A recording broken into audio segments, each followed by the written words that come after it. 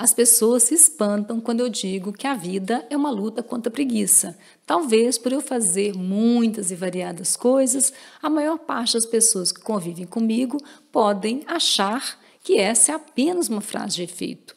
Mas olha, te garanto que não é. Eu de fato luto contra a preguiça. Não de vez em quando, não vez por outra, mas todos os dias. Por quê? Porque fazer dói, é desconfortável. O desconforto que a gente sente quando a gente tem que fazer alguma coisa que a gente não quer fazer naquele momento, às vezes nos paralisa. E aí a gente faz o quê? Coloca alguma coisa muito insignificante no lugar para ter uma boa desculpa para a preguiça, para não fazer aquilo que a gente quer fazer. Enquanto isso, a nossa vida vai ficando em desordem. Sentimos cada vez mais desanimados, como se tivéssemos uma âncora amarrada no nosso pescoço, nos puxando para o fundo. Neste vídeo, eu vou te apresentar estratégias para que você se desprenda dessa âncora e torne a sua vida mais satisfatória, independentemente da escolha que você faça para lidar com a preguiça. Lidar com a preguiça, lutar contra ela, cansa. Lavar a louça cansa, cuidar da casa cansa, não é divertido, fazer ginástica nem sempre é fácil, manter relacionamentos não é fácil, tudo cansa. E cansados dessa luta, nós cedemos, nós nos resignamos a quê? A não fazer, a inação, a preguiça, como uma solução para evitar essa dor da própria ação. Só que essa estagnação, muitas vezes, gera o quê? Culpa. Ficamos culpados de ver a nossa vida ir se desorganizando. Vamos o quê? Aos poucos, destruindo o nosso próprio autorrespeito, nosso autovalor. A inação, então, ela causa dor, assim como a ação. Mas não é uma dor imediatamente percebida. E aí está a grande questão. Essa dor da inação, a gente não vê de cara, não vê imediatamente. Ela vai se esgueirando através de nós. É como se fosse uma fumaça que entra debaixo da porta, mesmo quando a gente tenta vedar todos os espaços dela. Ela vai entranhando em nós mesmos, vai nos sufocando, vai nos prendendo. E aí, presos nesse abismo da preguiça, nós vemos os dias passarem, vemos as oportunidades passarem, vemos a vida passar. Inação dói, agir dói. Seja como for, estamos fadados a sentir algum nível de dor e desconforto. Então, o que nos resta? Escolher qual dor vamos abraçar. E as duas trazem consequências. A dor da inação, ela é uma, a da ação é outra. A dor da ação, ela é pontual, ela é imediata, você sente ali. Você tem a louça para lavar, ai que preguiça. Você tem que ir lá lavar a louça e dói, e cansa. Limpar a casa, dói, cansa, é chato. Manter relacionamento, cansa, dói, é chato. Ginástica, dói, muitas vezes é chato. Nem sempre a gente está afim. Então, tem uma série de coisas que dão trabalho. Trabalho é incômodo, incômodo dói. E essa dor, ela é imediatamente percebida, né? Assim, a gente tem que fazer, não está a fim de fazer, vai lá fazer, ai, que chato. A dor da inação, não, ela é diferente, ela é sorrateira. Se formos assim, bastante bons em mentir para nós mesmos, às vezes a gente nem percebe que ela está lá, até que ela esteja grande demais para a gente se dar conta, né? Essa dor, ela é insidiosa, ela vai penetrando mais e mais, vai tomando cada vez mais espaço. É como se fosse uma ferrugem que corrói. Ferrugem não é assim, você põe o metal ali no tempo e daí a pouquinho ele está enferrujado. Não, leva tempo, vai desgastando aos poucos. Quando você se dá conta, aquela liga do metal já se quebrou, não está lá mais com a força que ela deveria estar. Então, essa dor da inação, ela é como se fosse um veneno paralisante, vai paralisando a gente aos poucos, vai drenando a nossa vontade. E vamos cada vez mais caindo na apatia. perdendo o nosso autorrespeito, negligenciando a nós mesmos, fazemos o mínimo necessário, deixamos as coisas ficarem em desordem. Então, é como se a inação fosse o feriado dos tolos, né, que trocam a dor temporária pelo sofrimento existencial de longo prazo. O que a gente escolhe? Né? As duas têm consequências. Qualquer coisa, qualquer escolha tem consequência. Dor da ação, ela dói, mas ela também traz consigo um terreno fértil de crescimento. Quando escolhemos não nos deixarmos dominar pela preguiça e agimos, porque isso é uma escolha, né? Nós aprimoramos nossas habilidades, nós tornamos mais proativos, nós restauramos a ordem. Ao escolhermos a ação, dia após dia, ganhamos forças. É como se fosse uma musculação. Ir para a musculação, seu músculo, no primeiro dia, seu músculo dói, você não aguenta nem andar no dia seguinte. À medida que você vai fazendo cada vez mais, você vai fortalecendo essa musculatura. Em algum momento, ela nem dói mais. E aí, daí a pouco, você está se percebendo cada vez mais forte, cada vez com mais saúde, cada vez com mais músculo, né? Então, a gente vai ganhando força. E essa força que a gente vai ganhando torna o sofrimento suportável. Então, ao abraçar a dor, ao invés de fugir dela, a gente é simultaneamente transformado por ela, né? A gente se torna alguém que a gente tem orgulho, alguém que a gente pode confiar, que dá sentido a essa dor que a gente tem que sentir por fazer. Né? Então, assim, a gente não fica só mais na dor. A dor ganha uma nova perspectiva. Eu tenho um ganho bacana ao ir lá e fazer. Fazer musculação dói, mas depois eu ganho músculo, depois eu ganho saúde, né? Esse sentimento de crescimento e progresso é que nos ajuda a nos sentirmos úteis. Para quem? Para os outros? De jeito nenhum, né? Porque assim, sentir útil para os outros é bacaninha, mas sentir útil para nós mesmos, essa é a grande questão. A ação, então, ela é um sopro vital, ela dá vida, ela inova, renova, faz crescer. A inação, por outro lado, ela é uma morte lenta, ela é a ferrugem que corrói. Eu dizia para o meu filho, quando ele era criança, hoje não é criança mais, né? Dizia para ele assim: o que você faz quando você tem uma coisa muito chata para fazer? Faz logo. Por quê? Porque quanto mais você adia, mais tempo você sofre. Se você vai lá e resolve rápido, você só sofre uma vez. Então, não adie, faça logo. Né? Isso eu falava para ele e hoje eu falo para várias outras pessoas. O que você faz, criatura, quando você tem alguma coisa muito chata para fazer? Faz logo. A dor da inação, ela é longa, ela dura. A da ação, ela passa rapidinho. Então, caso você queira se juntar a mim e fazer, mesmo quando a preguiça está lá gritando, aqui vão algumas dicas. Estabeleça uma rotina. Sim, rotina. Quando a gente sabe de antemão o que a gente deve fazer e nos programamos para isso, a gente sofre muito menos, porque a gente gasta menos energia. Nosso cérebro gosta de economizar energia. A gente não precisa ficar se deliberando, internamente, ponderando com a gente mesmo, escolhendo o que eu vou fazer primeiro, se eu vou fazer X, eu vou fazer isso, se vou fazer, inclusive. Né? Vou lá e faço, é programado, tem uma rotina, vou lá e faço.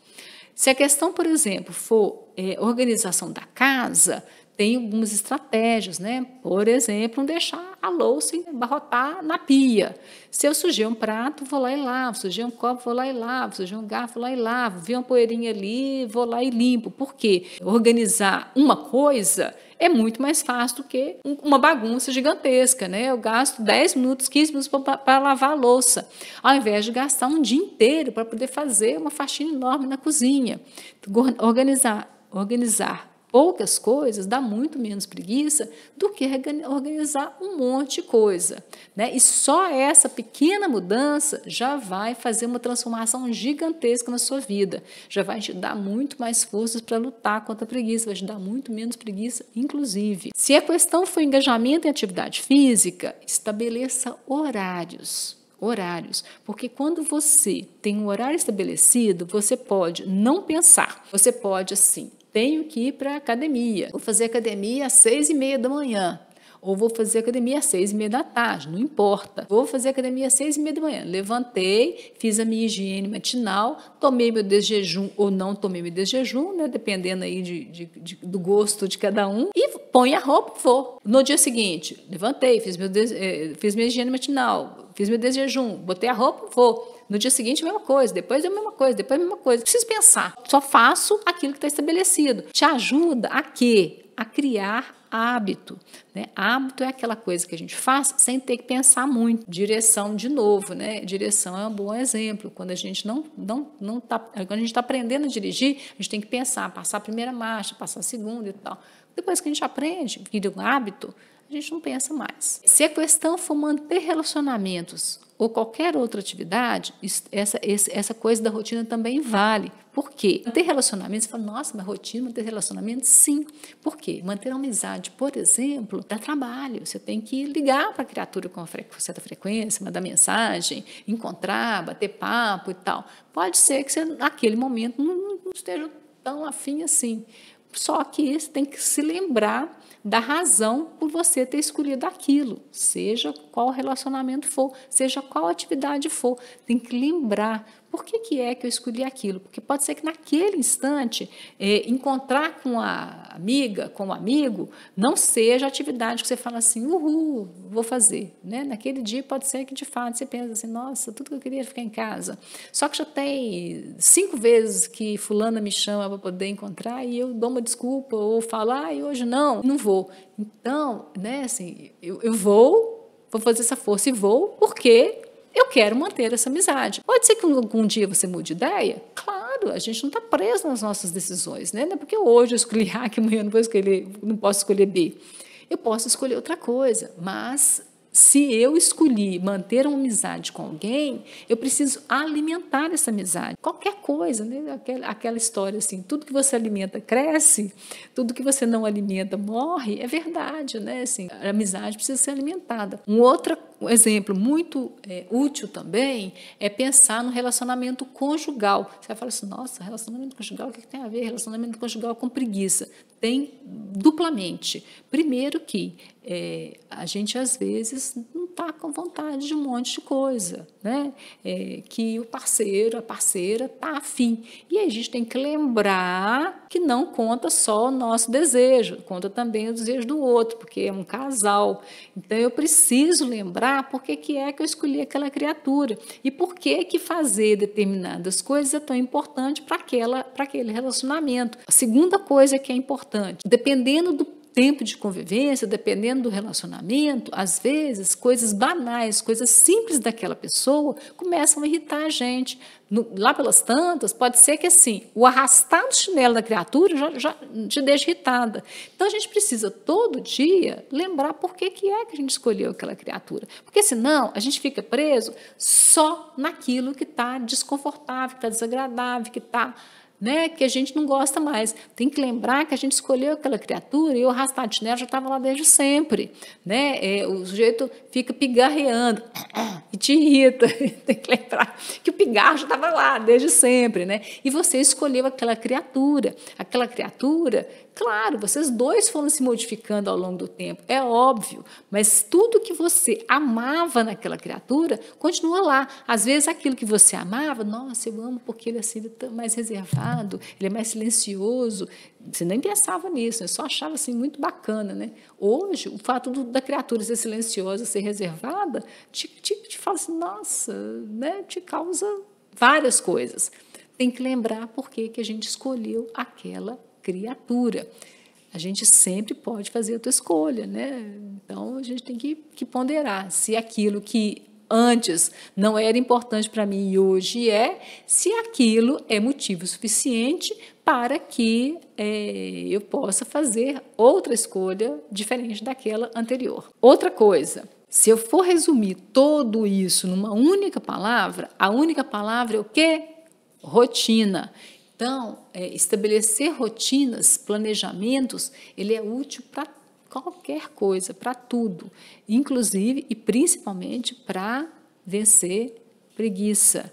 Por quê? porque a vida é uma luta contra a preguiça. Se eu crio uma rotina, a luta fica mais fácil. E aí tem uma outra coisa fundamental, que sem isso você, de fato, vai sucumbir. Descansar. O seu momento de descanso é um momento de descanso de fato, né? Assim, larga tudo.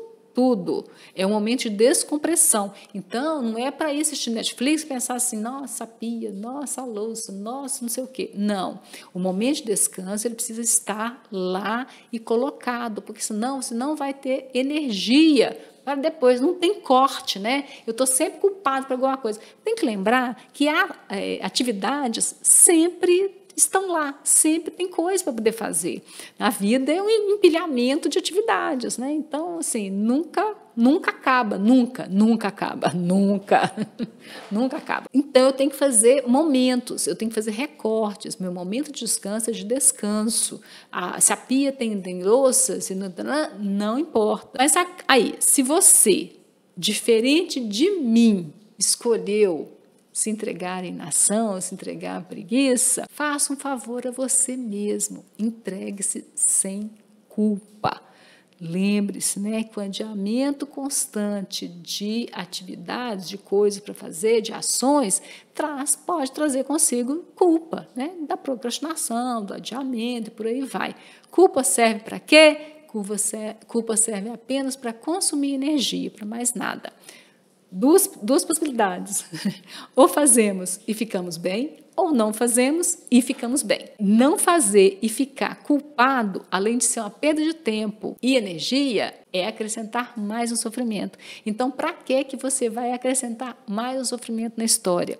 Faça as pazes com você mesmo e com a sua decisão. O grande problema do autoengano, o que é autoengano? Autoengano é quando eu digo para mim mesmo assim, nossa, eu queria tanto X quando eu não quero X. Eu estou me enganando que eu queria. Então, o autoengano, quando a gente faz de conta para nós mesmos que nós queremos algo que não queremos, o que acontece? A gente, às vezes, pode até se adoecer para não fazer aquilo que a gente não quer fazer. Por quê? Porque aí eu tenho uma boa desculpa, uma desculpa socialmente aceita. Não é só para o outro, não, é para a gente mesmo, porque às vezes a gente nem percebe que a gente está fazendo isso. A gente tem uma boa desculpa para dizer assim, nossa, eu queria tanto, eu só não vou fazer porque eu estou doente. Então a gente não precisa se adoecer para não fazer aquilo que a gente não quer fazer. Podemos sim, alegremente abraçar o nosso desejo real e viver bem com isso. Lembra do vídeo sobre desejo e necessidade? Tem que lembrar o que é desejo, o que é desejo e vontade, tem que lembrar o que é desejo. Conhecer o seu desejo é fundamental. Se você não sabe o que você quer, de fato, e você tem todos os sinais, né? Você simplesmente coloca uma viseira para não enxergar adequadamente aquilo que você quer, não conhecer o seu desejo pode sim te possibilitar que você diga, nossa, eu queria tanto, só não vou fazer porque eu estou doente. Então, a escolha está nas suas mãos. Afinal, tudo são escolhas. Boas escolhas. Vemo-nos no próximo vídeo.